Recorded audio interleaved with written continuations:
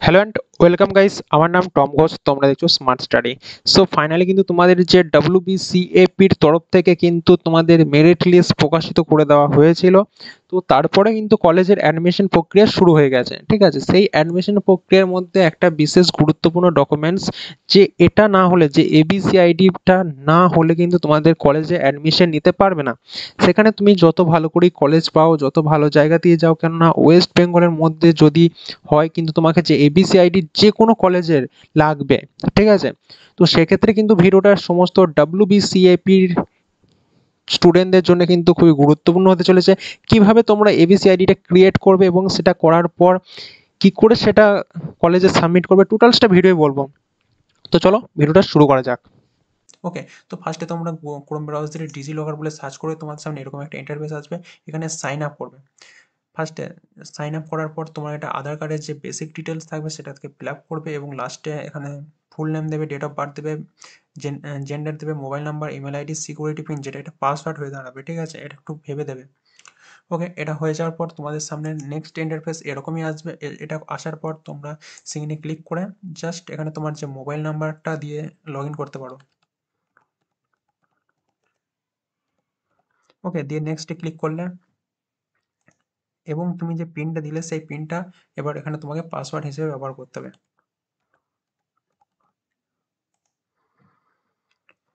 তো দিয়ে দিলাম। এবার দেখতেই পাচ্ছ যে এবার তোমাদের সামনে এরকম একটা ইন্টারফেস আসবে। ইন্টারফেস আসার পর তোমরা জাস্ট এখানে দেখতে পাচ্ছ সার্চ ডকুমেন্টসে ক্লিক করবে এবং সার্চ ডকুমেন্টসে ক্লিক করার পর কিন্তু তোমরা সার্চ করবে এবিসি। ওকে, সার্চ ডকুমেন্টসে ক্লিক করার পর তোমরা সার্চ করবে এবিসি। এটা জাস্ট সার্চ করে দেবে। সার্চ করার পর এই দেখো দেখতে পাচ্ছ একাডেমি অফ ক্রেডিট, এটাই ক্লিক করবে এবং এটাই। ওকে, তো এখানে কি করবে, তোমার নাম দেখাবে, মোবাইল নাম্বার দেখাবে, আইডেন্টি টাইপটা তোমরা কি করবে, রোল নাম্বার, যাদের রোল নাম্বার আছে রোল নাম্বার সিলেক্ট করবে, বা যে সমস্ত স্টুডেন্টদের নিউ অ্যাডমিশন তাদের কিন্তু এনরোলমেন্ট সিলেক্ট করবে, যদি এনরোলমেন্ট নাম্বার থাকে। আমার রোল নাম্বার আছে, রোল নাম্বারটা সিলেক্ট করে জাস্ট ক্লিক করে দিলাম। এবার আইডেন্টি ভ্যালু, এখানে কিন্তু তুমি তোমার রোল নাম্বারটা বসাবে। ওকে, এটা বসানোর পর কিন্তু অ্যাডমিশন ইয়ার, তোমার যে অ্যাডমিশন ইয়ার থাকবে সেটাকে তুমি জাস্ট সিলেক্ট করে নেবে, ঠিক আছে। আমার অ্যাডমিশন ইয়ার ছিল 2021, তো 2021 সিলেক্ট করে নিলাম এবং তোমার যে ইউনিভার্সিটি সেই ইউনিভার্সিটির নামটা তুমি এখানে জাস্ট সার্চ করে নিতে পারো। ওকে,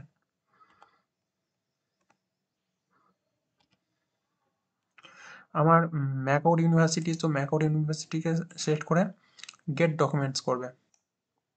গেট ডকুমেন্টস করলে পরে তোমাদের কিন্তু আইডিটা জেনারেট হয়ে যাবে এবং আইডিটাকে তোমরা দেখতে পাবে। তোমাদের সামনে এরকম একটা ইন্টারফেস আসবে। ইন্টারফেস আসার পর তোমরা দেখতে পাচ্ছ এখানে কিন্তু আমার আইডিটা জেনারেট হয়ে গেছে।